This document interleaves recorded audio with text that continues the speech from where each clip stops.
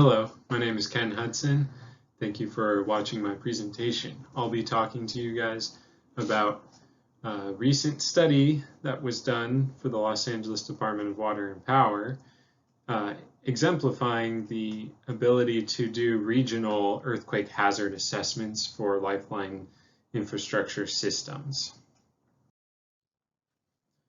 So our general approach for this project, and that needs to be taken more and more in the future as large infrastructure systems are evaluated for earthquake risk, we decided to take on this approach. This is a deterministic flowchart that shows when an earthquake occurs or a deterministic seismic hazard analysis is done. We ask first the question, does that earthquake produce surface rupture? If yes, then we need to identify where surface rupture will happen and how much offset might happen. If no, then we can move on to the next step, which is to compute the distribution of the ground shaking in the region. And from the ground shaking, we need to ask two more questions. Can soil liquefaction occur at a particular location, location I, I'm denoting here? And also, can a seismically induced landslide occur at location I? If the answer to that first question is yes, then you need to compute your probability and severity of liquefaction effects due to the level of ground shaking that was computed previously. If the answer is no to that, then you don't have to do anything else. If your answer is yes to the landslide question, then you need to compute your probability and severity of your landslide effects as well, based on that level of ground shaking. After all that's complete, you've completed your evaluation of that particular earthquake at that particular location I's hazard or risk. And from that, we can iterate over all the location I's within a distribution network and all of the earthquakes within a region that are possible to make a probabilistic outcome. So to go through this step by step, I'll be showing the LA Department of Water and Power recent project that we participated in that involved going through this process so that we can have some quantifiable results to look at and some graphs of what each of these steps might actually look like in practice. So first of all, here's an introduction to the LADWP water pipe network. You can see in the map on the right, there's several things being overlaid here, but the gray lines within that thick black outline are the pipes within the city of Los Angeles, the distribution lines. And the blue lines are the trunk lines within that pipeline network. And the red lines in this map are the quaternary faults from the USGS Quaternary Fault and Fold database. So you can see we have an overlap of a lot of seismic hazard in the Los Angeles area, as well as lots and lots of pipeline that the LADWP maintains. There's about 4 million people serviced within the city of LA by LADWP.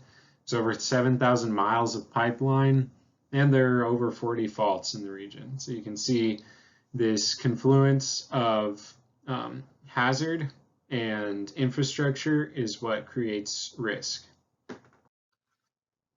So the goal of the project was to evaluate the system's performance according to a few different hazard return criteria set by LADWP. So they wanted to know within certain time periods with certain moment magnitude ranges, how well is their system performing compared to their target system performance. So we're going to go on to look at the hazard part of this, and we aren't going to really talk much about the risk part or the fragility modeling or the final outcomes. This presentation is just going to be mostly focused on the hazard part. So moving on into the hazard modeling, the ground shaking is the first step, right, in that evaluation. And so for this particular project at LADWP, we used USERV-3, which is the Uniform California Earthquake Rupture Forecast number 3, and NGA West 2 ground motion models to predict PGA and PGV at each of those location I within the Los Angeles area. Next, we evaluated fault surface rupture based on Alquist-Priolo maps from the CGS and the USGS Quaternary Fault and Fold database. We evaluated liquefaction by looking at the CGS liquefaction zone maps and adjusting those bounds based on our subsurface data that we have at Wood from prior geotech investigations. And landslide is evaluated based on the CGS landslide maps. So to go into ground shaking, first, here's an example of a rupture along the Hollywood Fault. So we're zooming back into a deterministic analysis. This is just one possible rupture along one of the possible faults. And we can estimate the ground shaking within each of these squares that you can see that looks like a pixel on this map, based on the shear wave velocity, based on shear wave velocity maps, and basin depth based on basin depth characteristics from SCEC. And we can come up with these estimates and also have them spatially correlated to one another so that it's one cohesive ground shaking map for one individual event. Now we want to look at the fault surface rupture from that particular event. So generally we needed to define all the possible fault surface rupture hazards within the LADWP network zone. And so first we started by looking at the AP zones, and we used those just generally as fault surface rupture hazard zones. But there were several faults that didn't have AP zones that we thought had potential for surface rupture. So we copied what the AP zones seem to do, which is put approximately a 500-foot buffer on either side of the mapped fault trace surface projection, and called that a fault zone for surface rupture. Next, we can calculate within those fault zones based on a particular magnitude event the displacement expected, the median displacement, either for strike slip or reverse or normal faulting, using those different references.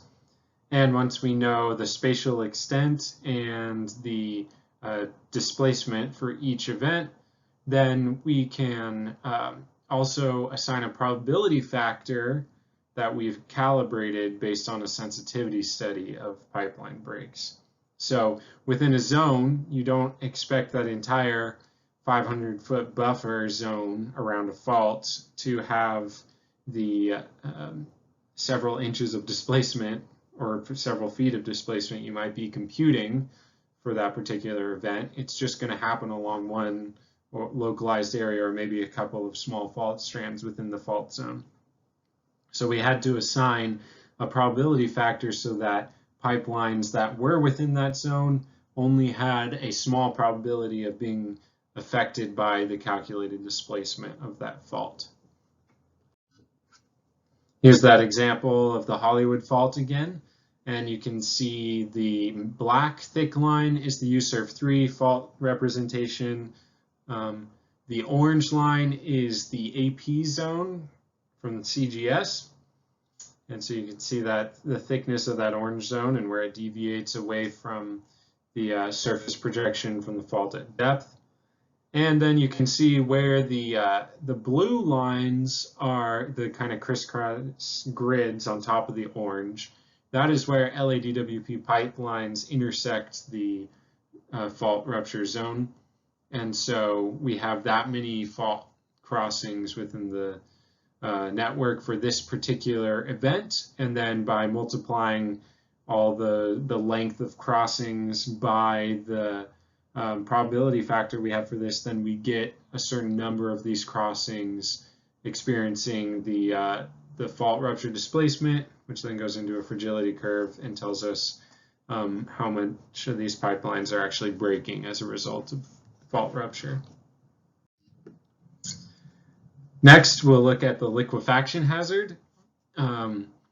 This was done again by starting with the CGS hazard maps. And on the map on the right, the color green zones are the liquefaction zones according to the CGS.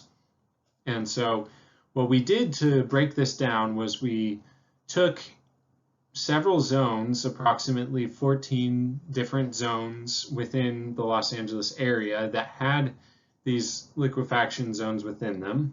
You can see those white rectangles denoting the different zones. And the liquefaction, we broke it down into small enough zones that the soil characteristics of the liquefiable soils within that zone would approximately be the same, and also the groundwater depth. So it is a big approximation and averaging across fairly large areas, but we were able to reduce that by breaking it down into all these different zones. So within each zone, we took representative conditions that we chose based on analysis of many different subsurface investigations within those zones, and calculated from those representative conditions or representative profiles the liquefaction-induced settlement and lateral spreading for both a current groundwater depth and a historic high groundwater depth. Here's a zoom in on one of those zones. This is next to Marina del Rey. You can see the city of Los Angeles area there where the colors are more saturated. There's the green liquefaction zone, all the red pipelines within that zone. And you can see the blue star in the middle is showing which location we took as a representative profile for this entire zone to do that analysis. And what we could do is compute the expected total seismic settlement and lateral spreading for different magnitudes and different PGAs. Now, this produced tables like the one you're seeing here, and each of those tables then could be queried so that for any given earthquake in any given location I, if that location I falls within zone 1, say for example, liquefaction zone 1, then it queries this table 1 from that liquefaction zone and pulls up the total seismic settlement for that area. Again, this total seismic settlement and lateral spreading displacement is then adjusted by a probability of that liquefaction actually occurring in the zone. Finally, we'll look at the earthquake landslides. You can see the blue zones are the CGS landslide zones, and the pink being bolded are every pipeline crossing of the landslide zones. And we do a very similar thing where we compute the expected displacement based on magnitude and PGA for each of these slopes, and then it returns based on a probability of that actually occurring. So to combine this all together and look a little bit at the end results, we can see that after running through all that hazard and then also running that hazard into the fragility, we can get out the total risk to the entire network, and we can estimate it for ground shaking and different types of ground failure. And we can deaggregate it based on all those different metrics. And we can also deaggregate based on zones within the LADWP area, zones that are more risky than others. It's the combination of both fragility of the pipelines in those zones and the seismic hazard and the ground failure hazards. So to conclude, this type of analysis is going to need to happen more and more as we go forward in the future with probabilistic seismic hazard analyses for entire distributed systems. And so we hope that this approach can be used more and more. Thank you.